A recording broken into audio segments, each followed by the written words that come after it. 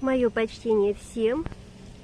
С вами Ирина с пастушьей сумкой. Не знаю, как называются эти цветы. Очень красивые. Растут куртинкой. Почти песок, наверное, шлак. Но козы не притрагиваются к этим цветочкам.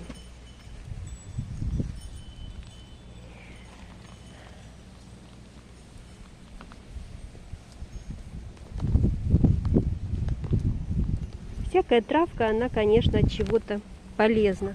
Вот полынь. Козы тоже ее очень редко кушают. На обратном пути я букет из полыни срежу для кроликов. Потому что кролики аж трясутся, любят полынь. Им это очень хорошо давать полынь.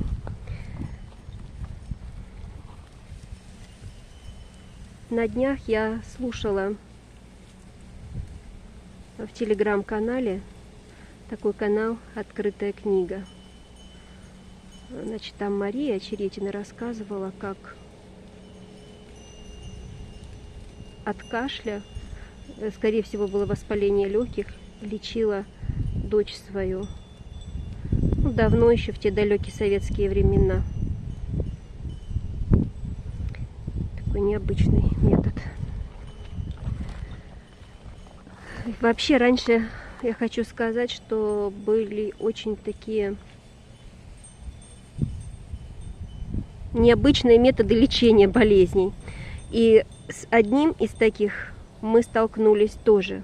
Только у нас был кашель, у моего сына, наверное, годик с чем-то ему был, точно не могу сказать, наверное, годик с чем-то. Я тогда была совсем юная мама, мне было 19 лет. Мы тогда тоже держали козочек. У нас было 2 козы. Жилья у нас своего не было, мы снимали частный дом. И одна козочка у меня давала литр 100, литр 200 в день при двухразовой дойке, а другая где-то литр 400, литр 500. Это вообще мне казалось вверх, прям, ух, какая она хорошая, удойная. Не литр 200.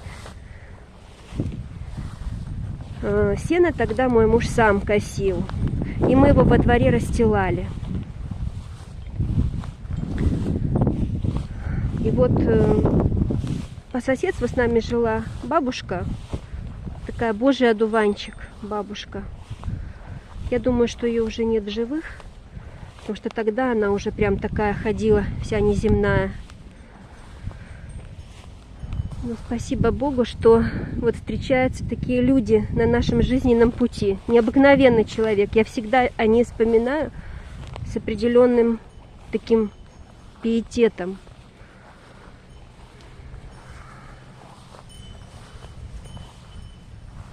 И вот, значит, кашлял у меня мой ребенок, что-то никак. И главное, летом. Если мы сено, да, косили. Ну, скорее всего, может быть, какой-то вирус. Бог его знает, что это было. И как-то я пожаловалась. Ну, раньше, знаете, как по-соседски люди более открытые были, более как-то вот угощали друг друга всем. Ну, что там говорить, да. И она мне говорит: ну, ты возьми его и напарь в сене. Я говорю: это как? Ну вот, говорит, вот так, у тебя же муж сам косит сено. Вот ты возьми это сено, значит, запарь его в ведре. Потом, значит, в детскую ванночку, тряпочку сверху, пеленочку кладешь. И ребенка в это сено, ну, на эту тряпочку, в эту воду. Значит, горяченькую, вода такая горяченькая должна быть. И, значит, пеленочкой так его вот этой накрыть влажной. И так вот, это горяченькой водички, чтобы он напарился, полежал в этой сенной воде. Но самое главное, чтобы потом его ты не доставала и не вытирала, потому что, говорит, часто детки маленькие простужаются, когда ты их из ванночки вот достаешь, начинаешь там вытирать, одевать. Вот.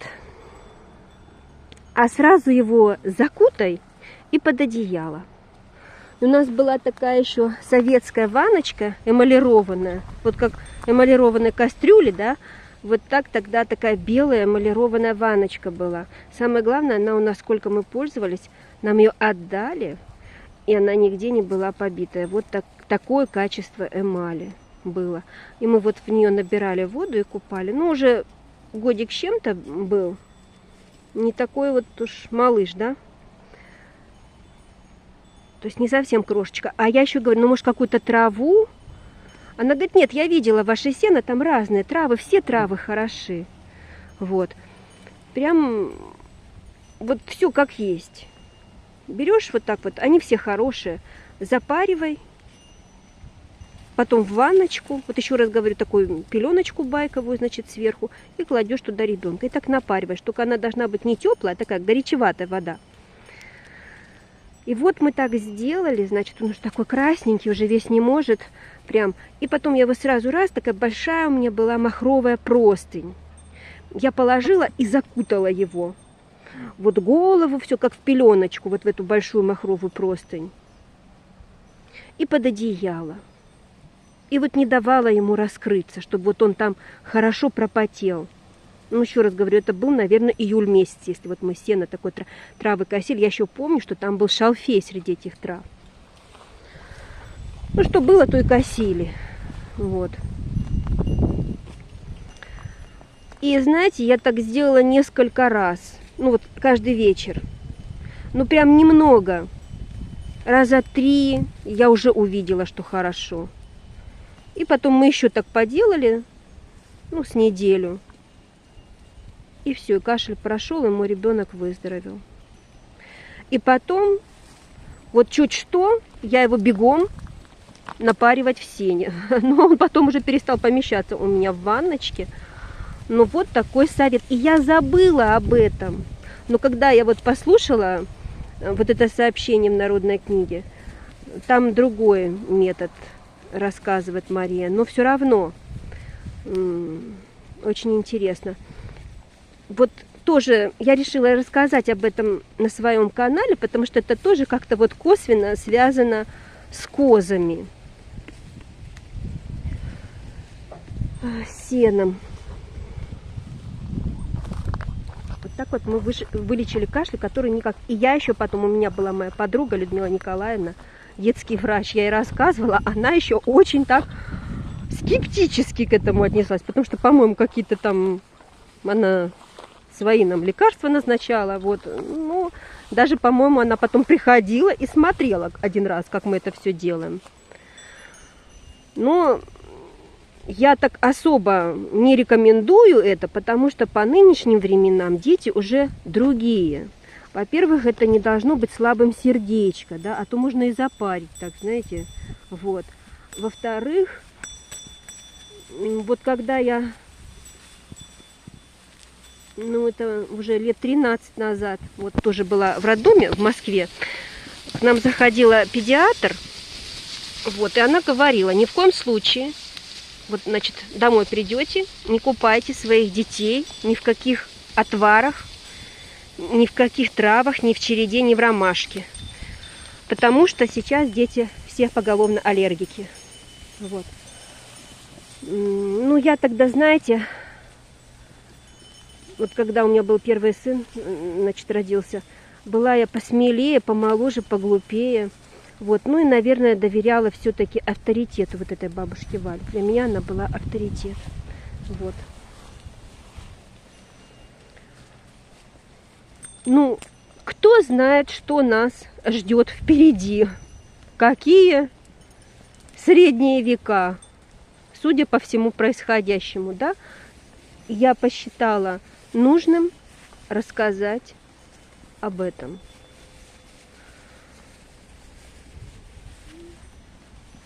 Так что с почтением ко всем, пастушья сумка. Дай Бог, чтобы дети наши никогда не болели, были здоровыми, радостными, добрыми, счастливыми. Всем всех благ.